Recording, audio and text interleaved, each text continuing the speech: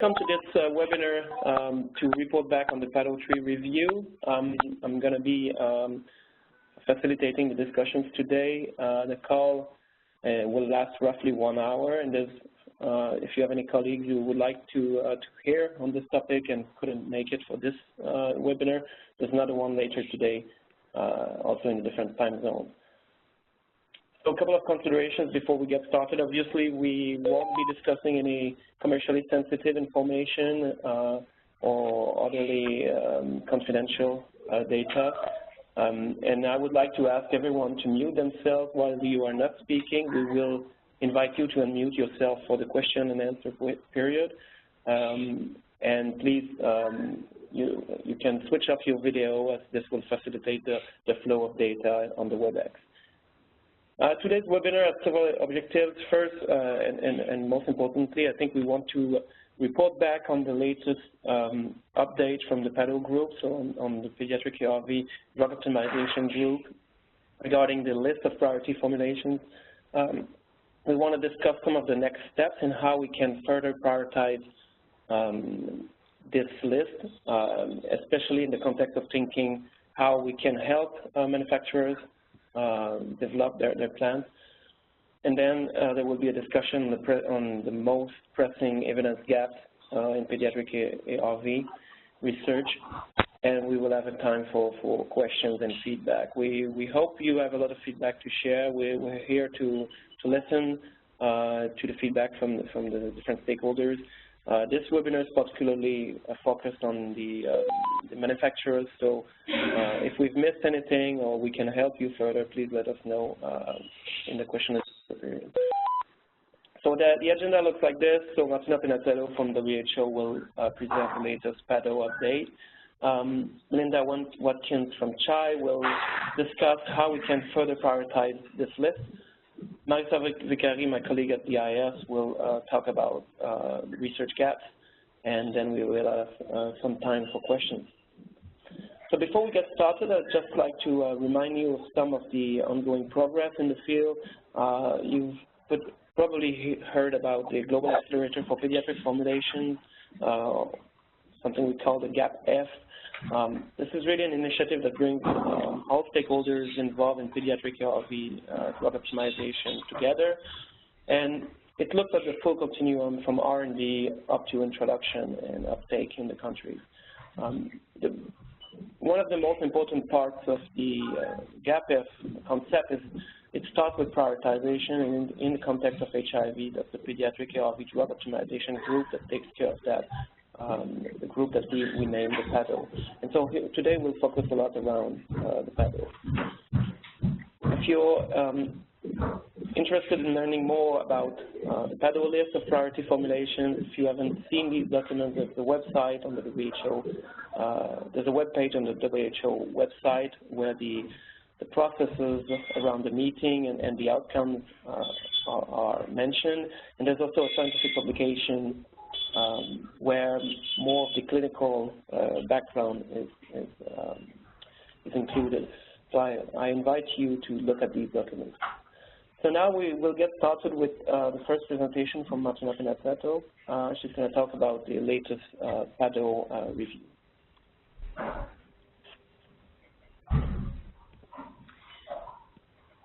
Thank you very much, Sebastian, and good morning, everyone. Good afternoon for those of you that are in a different time zone. Before I start, I just wanted to make sure I thank Sebastian, IS, and ILF for the continued collaboration in this area of work. I'm very happy to have again another opportunity to improve. Sebastian, just checking that you can hear me well. Yes, this is good. There's a bit of background noise, so if anyone is unmuted, please mute yourself. Otherwise, we hear you well, Martina. Okay, thank you. So the first slide really reminds us that we do have ambitious targets. Click again, thank you. We do have ambitious targets that we set ourselves. We really wanted to reach 95% of children and adolescents living with HIV with ART by 2018, and 2018 is now, as you know. And unfortunately, Sebastian, if you want to click again, We know we need to acknowledge that countries are far away from that, and there is a lot of work that needs to be happening in countries, but there's certainly a key role that we can all play at a global level to support that. So many more children to be started on treatment, that's pretty clear. So I think that this, however, has generated an important momentum. The next slide. And that has really has a very good example in an important high-level meeting that happened last year in November in Rome. Many of different stakeholders and manufacturers were represented at this meeting that was co-convened by PEPFAR, UNA, and the Holy See in collaboration with WHO, ECPAF, and others that really kind of brought together a really good group of stakeholders that have a role to play in all this. And I want to flag in this slide in particular what WHO committed to, which is to really continue the work that we've been developing under the pediatric early drug optimization area, and really engage with a more frequent, more rapid communication of those outcomes to industry and regulators. And I think this is exactly what we're doing today. So in the next slide, I wanted to remind you what were the objectives of the PADO review meeting that happened in December. It was a meeting that happened over a call on December 12th, and the objectives were to review the PADO 3 list, develop key recommendations for its implementation to really guide and support the next steps to be taken to make sure that those products are developed, identify remaining research gaps to inform implementation of the PADO 3 list, understanding that some of those may still be there and may still need to be addressed. And finally, provide formal advice to the WHO guidelines review process that is about to be undertaken this year, particularly with a focus on first and second line. So this meeting, in the next slide, was really prepared and informed by a number of different pieces of work. We did conduct a review of the evidence on the use of ARDs in children to make sure we are up to date with the data to be looked at. We've received updates from PHTI partners on the different projects and making sure that we were up to date with the key issues with those. And also received very helpful updates from originators on key ongoing and future plans around pediatric investigation plans and pediatric development plans.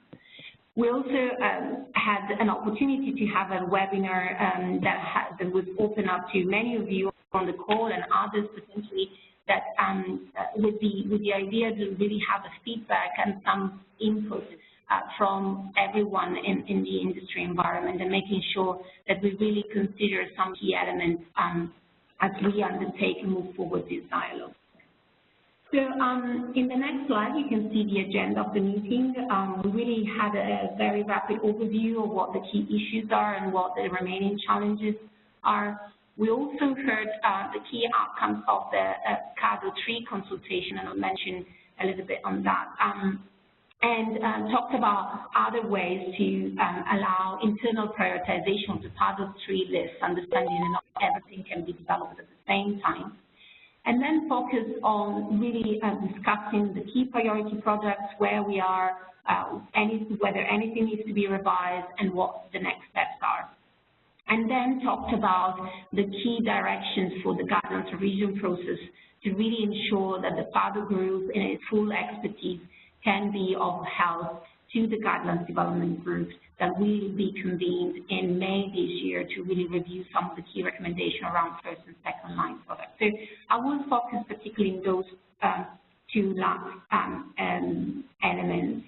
And then Marisa will talk about the research gaps that unfortunately we didn't have the chance to discuss in detail during the call, but then subsequently were reviewed by the group as part of the development of our summary report. So moving to the next slide, I just wanted to say that a critical time for us was given really by the PADO 3 conference. As you know, alignment and harmonization with adults is really critical in the context of drug optimization for children, and we really feel that it's important to ensure that we continue to move side by side as we go along. And PADO hadn't had a meeting in a long time, and they had one in November in Johannesburg.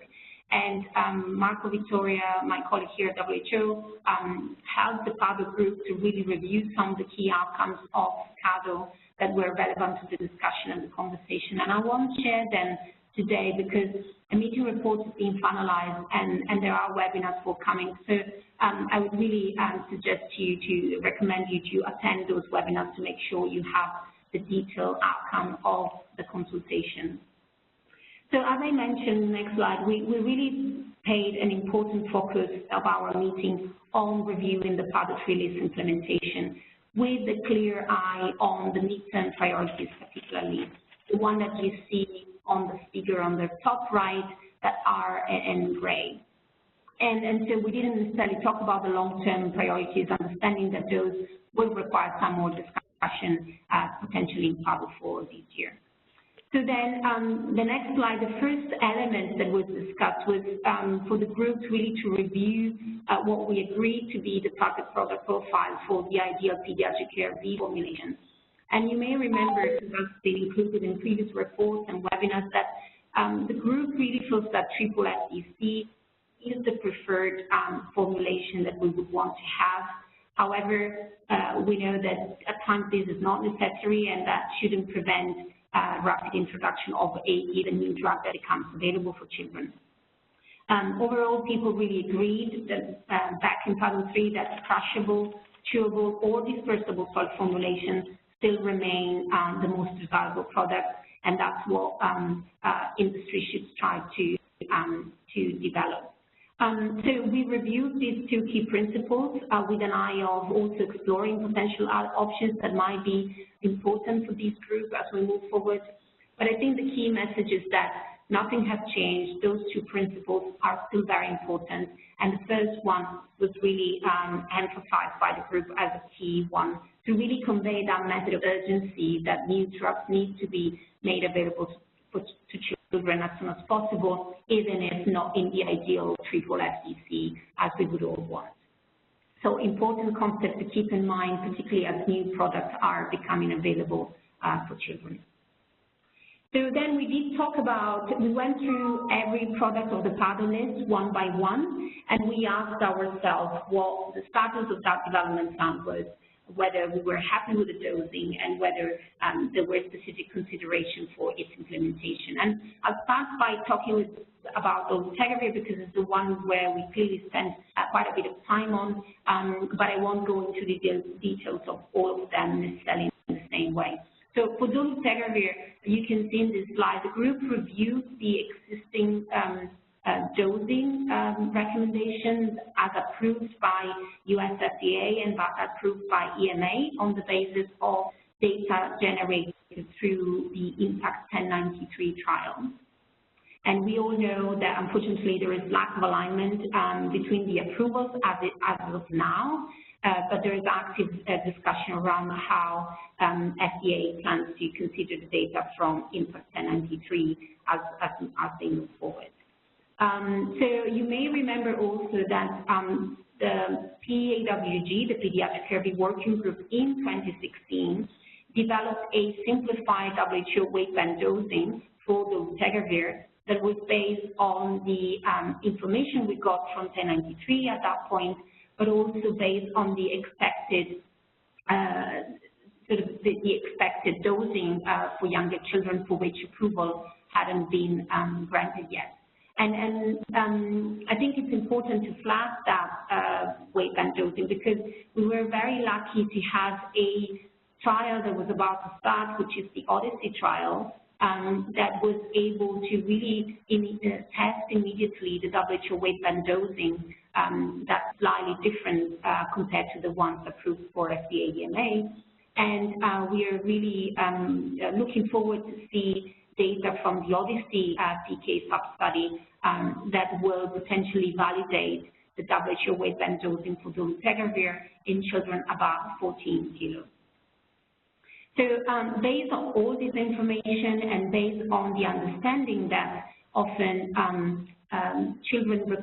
younger children require a higher dose per kilo compared to older children and adolescents and adults, but also with the understanding that dolutegravir is a pretty well-tolerated drug, and that's based on the increasing experience with the drug that we see in adults. And therefore, the group sort of felt that it was appropriate potentially to revise what we had put together in 2016, and to have and work around a hypothetical future scenario where you can see that the expected dosing for the younger children might be a little bit higher than the ones we originally expected.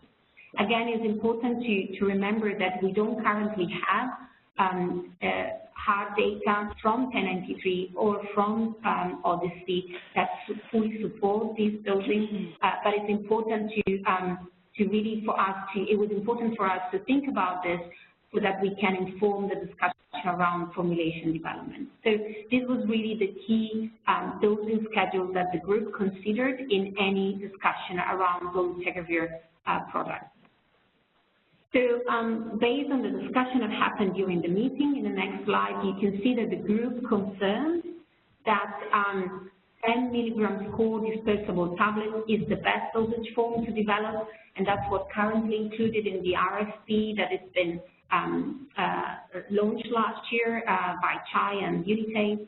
And the group also acknowledged that if dolutegravir was to be recommended for children above 6 years and 15 kilos by WHO in May, then the immediate formulation to be used would be the one from the innovator and would be 25 milligrams. Again, assuming that that dosing is confirmed, particularly with data from the Odyssey trial. And the ideal scenario would be that that formulation would be soon replaced by a generic formulation of 50 milligrams core tablets, which we understand some of you may have been considering, but struggle a little bit to identify the right regulatory pathway. And perhaps important to remind everyone that a 50 milligrams core tablet is included in the EOI currently, and so would be considered by it would be considered by the pre-qualification program without any problem. The group also discussed the dosing and the ratio for a triple FDC containing abacavir 3TC dolutegravir, and confirmed previous recommendations that the most likely dosing to be appropriate would be a combination of 60 milligram abacavir, 30 milligram 3TC, and 5 milligram dolutegravir. Again, it's important to remember that this is based on that hypothetical scenario that we've discussed, and that will require validation. We could also think about a score tablet of abacavir 3TC dolutegravir of 120, 60, 10 milligrams. However, we all know that scoring triple at times can be challenging. So this is a point where we would really welcome any feedback from industry to understand whether such a formulation could be feasible. Of course, the advantage of this formulation would be that we would be able to reduce pill burden, particularly for the older children. Finally, I want to really emphasize how the group discussed in depth the importance of communicating to manufacturers that these are the dosing and ratios that we consider to be the most appropriate to the best of our knowledge at this point in time.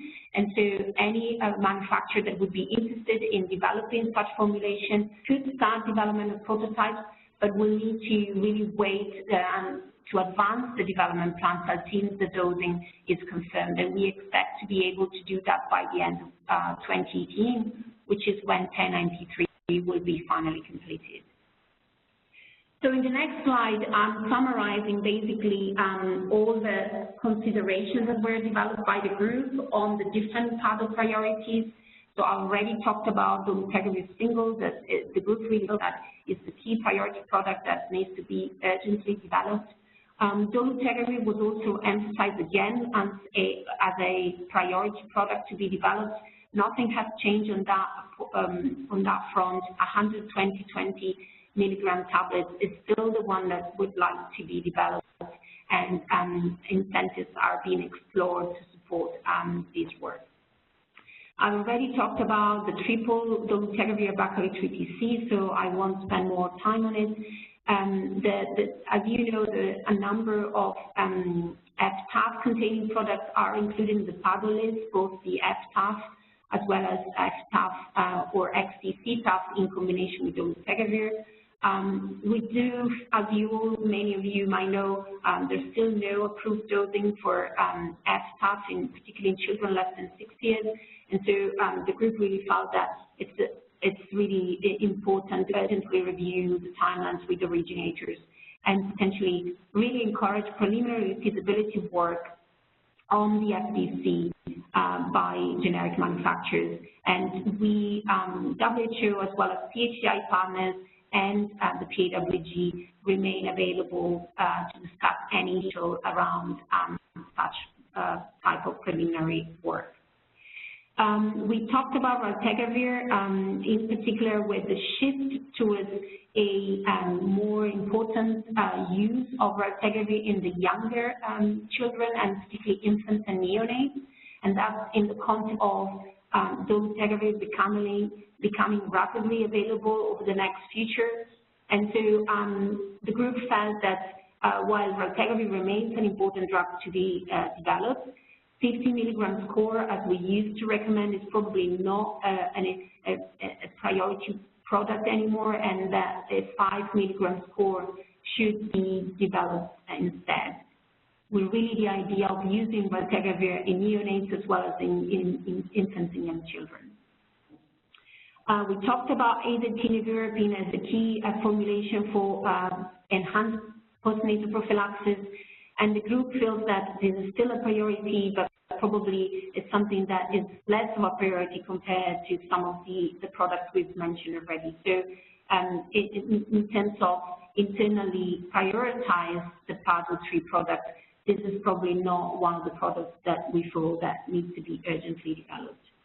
And the last one is dolutegravir darunavir ritonavir. There are concerns on the size and feasibility of these fixed-dose combination that was also confirmed by some discussion within the PADO 3 meeting. And so the PADO group felt that these formulations should be deprioritized until further clinical trials support a dual strategy. And so this is one of the products that is put a little bit on hold and until further evidence is available. So as I mentioned, we did talk about the future of WHO guidelines, and in the next slide, you can see that we plan to have our WHO guidelines revision process in May 2018, which has a focus, as I mentioned, on first and second line. So in the next slide, I want to just summarize briefly, remind people the perspective of PADO as of 2016, which already promoted the accelerated introduction of integrase inhibitors for first line, preferred dolutegravir, of course, but raltegravir could be considered where dolutegravir is not either approved or available. The group also agreed that it would be appropriate to extrapolate efficacy data from adults, and that therefore any drug could be considered as long as safety and PK study data is available. We also saw dolutegravir to be potentially used in all lines of treatment, and that darunavir ritonavir would need to be preserved for third line and for PI-based regimens post dolutegravir failures when those occur.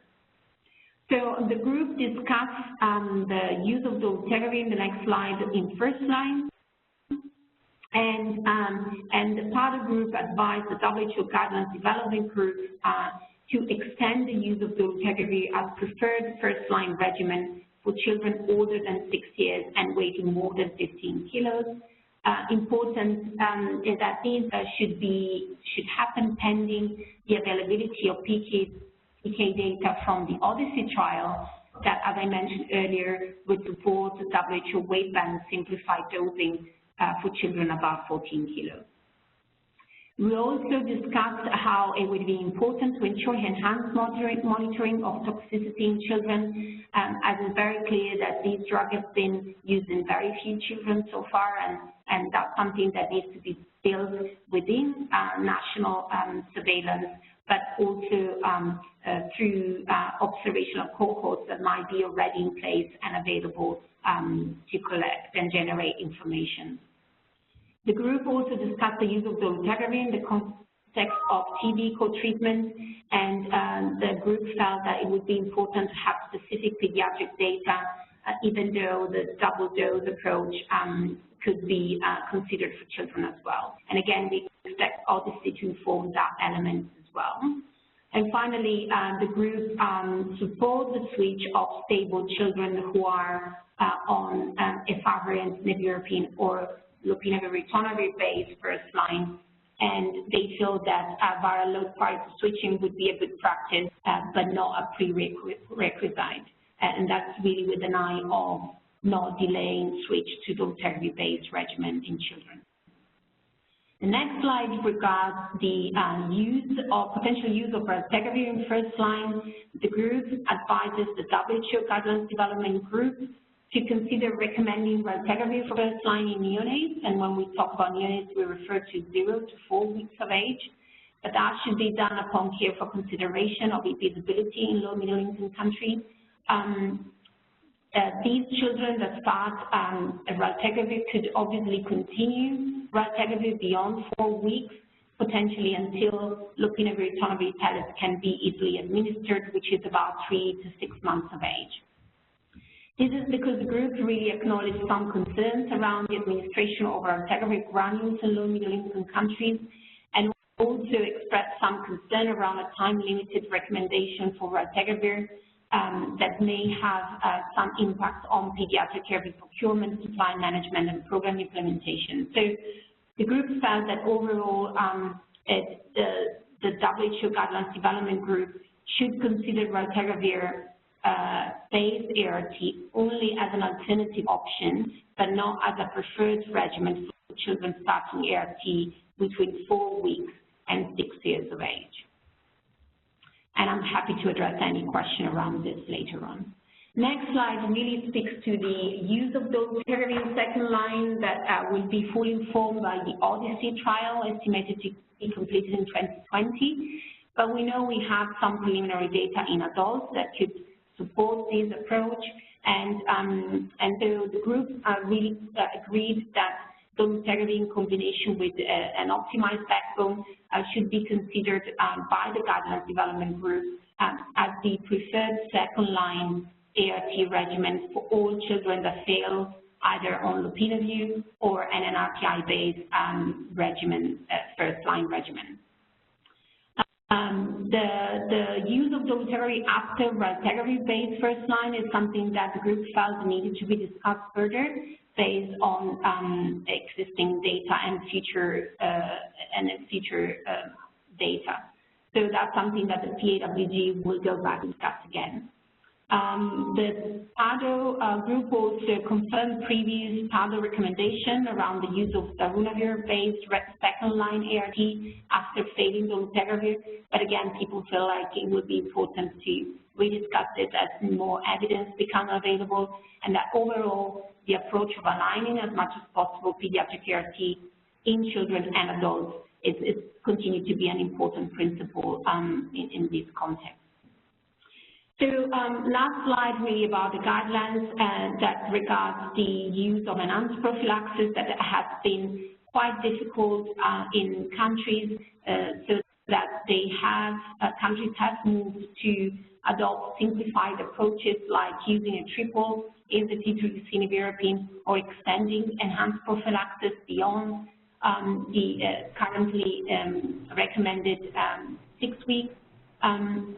So we also know that these strategies may affect the detectability of HIV-based using the existing assay, and so it was important that we really review this topic in specifically, and that will be done during a technical consultation that will happen in May this year here in WHO, where we will review future strategies for enhanced prophylaxis. So not significant changes to be expected on this in the short term, but certainly a need to review this in the longer term.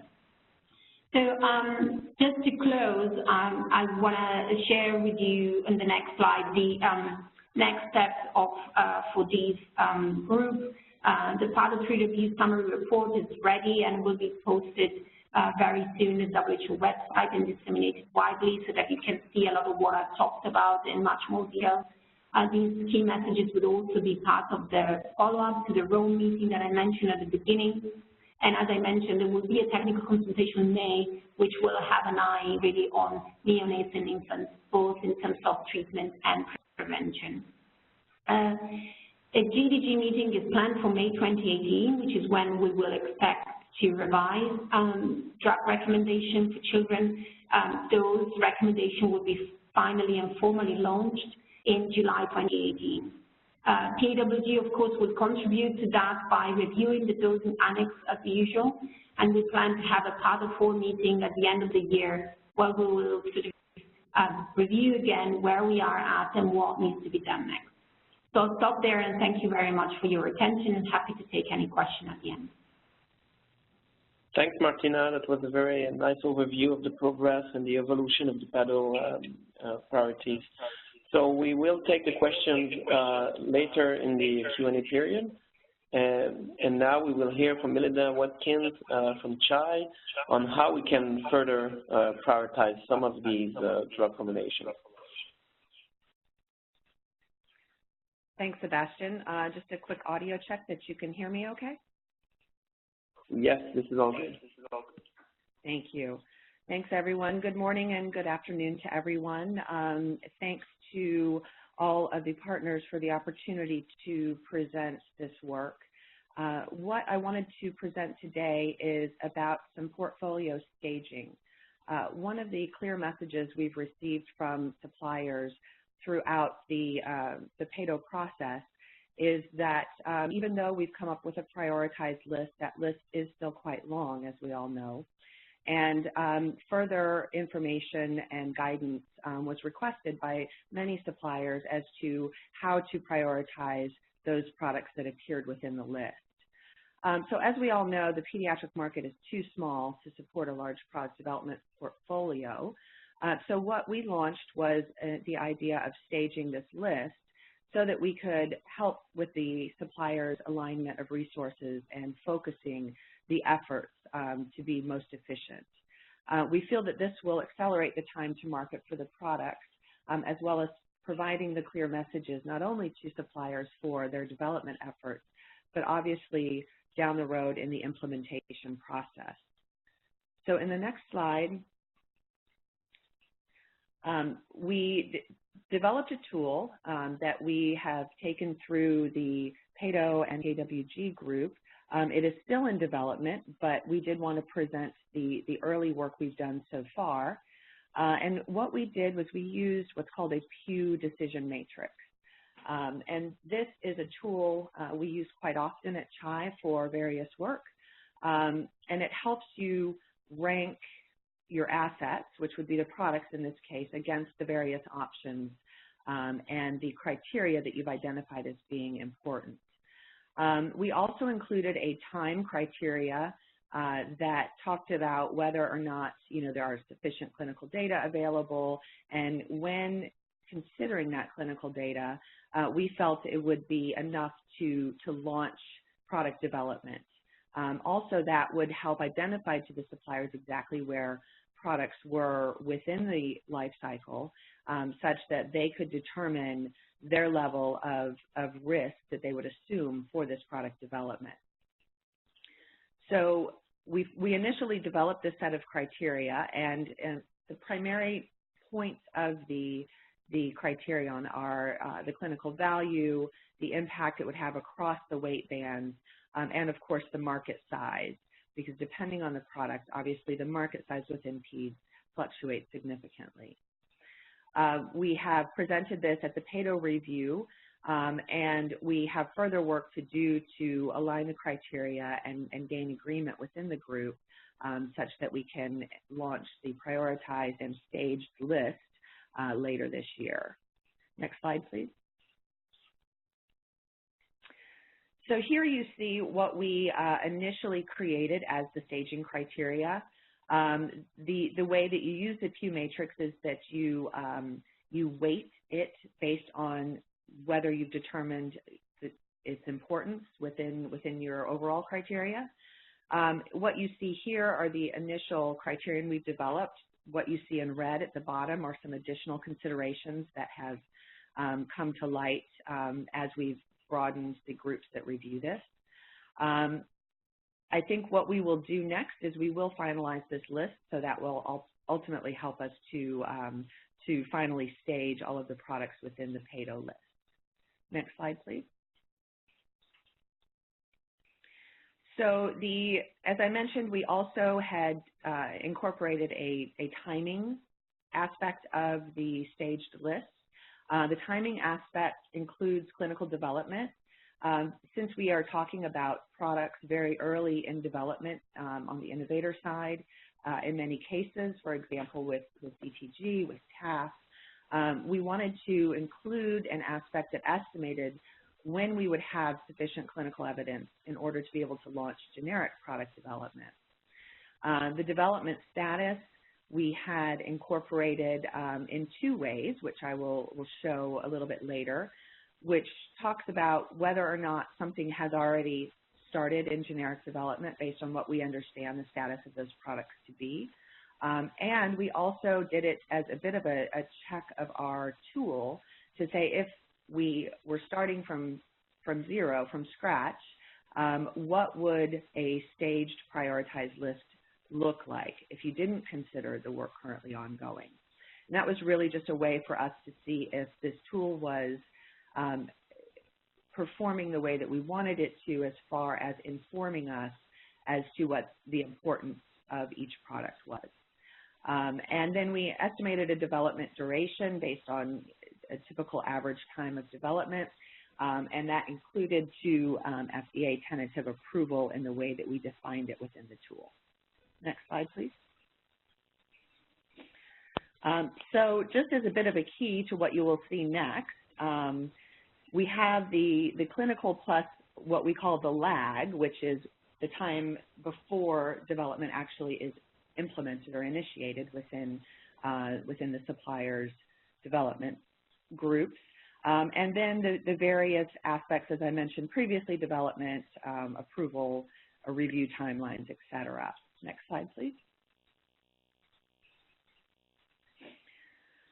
So what you see here is what we ultimately anticipate the tool will look like.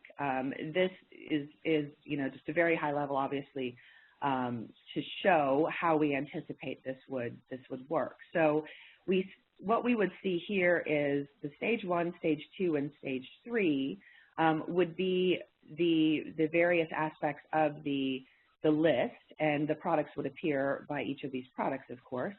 And that would allow us to work with the suppliers to talk about which are the most important, not only from the needs perspective, but also from the ability to initiate development based on the information known about the product at the time. So that would be, the products that we would want to see development started immediately. The stage 2 are the midterm, I would say, those products where we're still gathering information, where we feel that perhaps something else would be more important to start first. So stage 2 and then stage 3 are the longer term priorities. Next slide, please.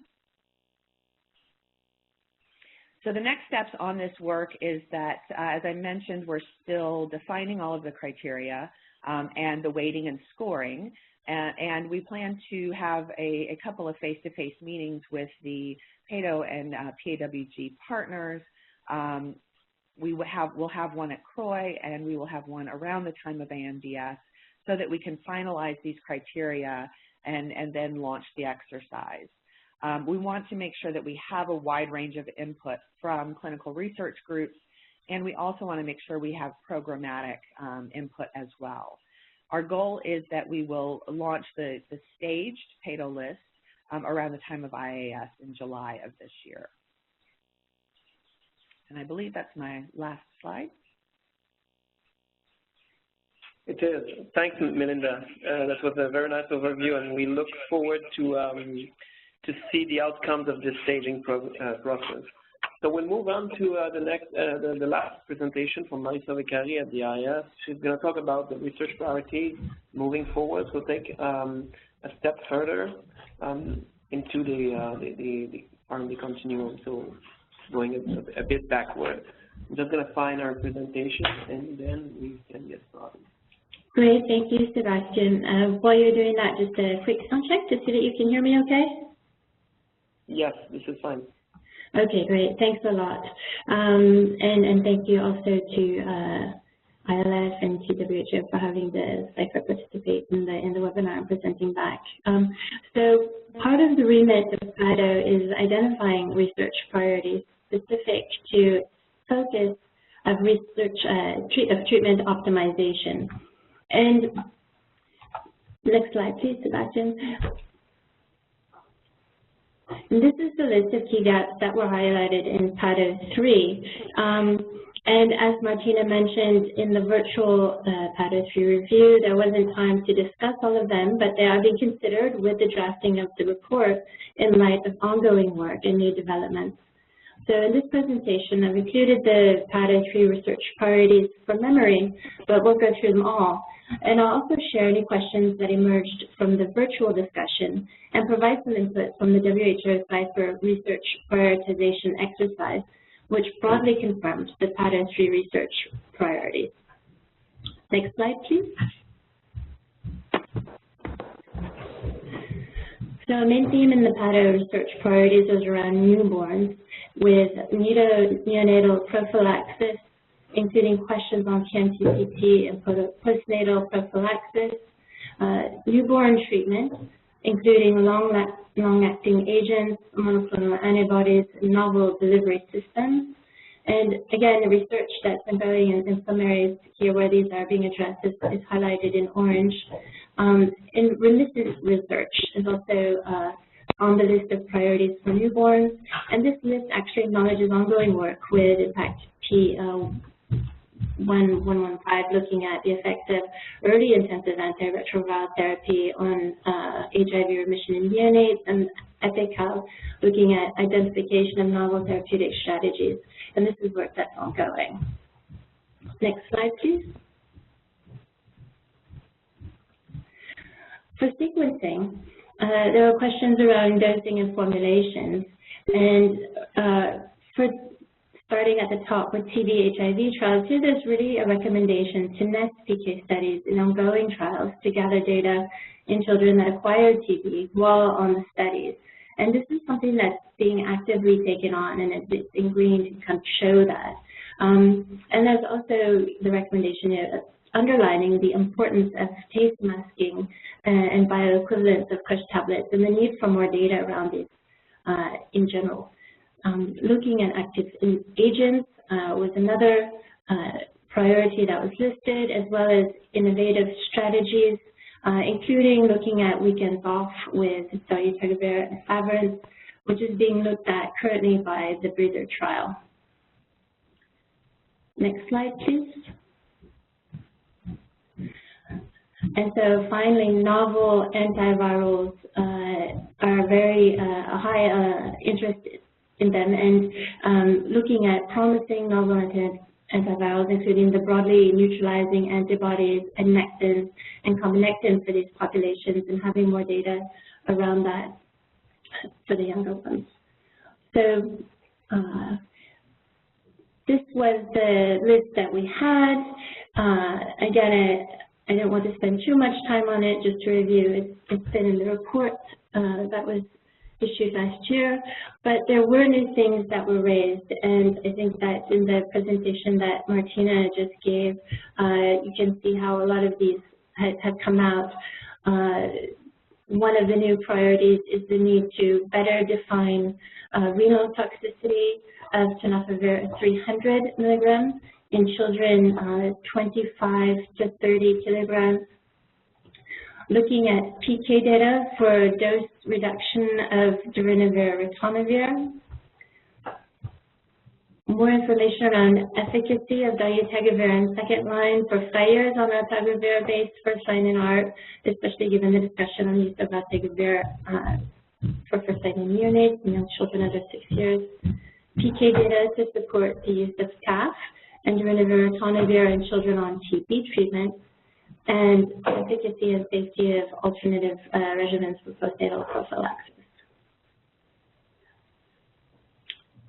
Okay, so thank you, Sebastian. So over 2016 and 2017, WHO and CIPHER conducted a global research prioritization exercise, which, as I mentioned before, broadly supports the PADO3 research priority list. This was these research agendas, one for adolescents living with HIV and one for pediatric HIV, were launched at IS 2017. They're available online in English and French. And next slide, please. I'll just go over quickly around the methods briefly. This was an exercise that reached a broad set of stakeholders globally in many countries and from many different fields. And the research agendas were developed for the two populations in parallel, and they pull out the 5 top themes for testing, treatment, and service delivery. The themes most relevant to PADO, of course, those under the area of treatment. And I'll go on to the next slide to share what we had for pediatrics and for adolescents. So for children in treatment, the top 5 themes, as you can see, and if you can click again, Sebastian, please, and one that really is very related to the discussions that we've been having in PADO is the safety, efficacy, acceptability, pharmacokinetics, and optimal dosing of the existing and new antiretroviral drugs and formulations. And you can see how this came out in this global exercise that reached several stakeholders across different fields. Also, strategies and interventions improving adherence and factors that affect success. And the short and long-term virologic and immunologic outcomes of starting very early treatment. So the impact on functional cure and the early treatment agenda. And these were all topics that were highlighted throughout the process. There are more granular questions that are available online as well that go a little bit more deeply into each of these. Next slide, please. For adolescents, the top 5 themes were around effective monitoring approaches and strategies to improve adherence. And this we see with the PADO research priorities as well, looking at the different strategies, the breeder trials, the long-lasting injectable. The safety, efficacy, and acceptability of novel drug delivery systems as well. And finally, optimal sequencing of ART in adolescents. And again, broadly supporting through this research prioritization exercise the more detailed research agenda that we have within PADO3. And so with that, that's the last slide. And so I think thank you very much, and happy to take questions at the end. Very good. Many thanks, Marisa. So we'd like to thank everyone who has participated to the webinar today, in particular Martina, Melinda, and Marisa, who gave these presentations. We will share the material, and we'll follow up with continued progress updates. If you have any questions, comments that you didn't have time to ask today, please reach out to us. We're happy to listen to any of your feedback. Thanks, everyone. Please have a good day.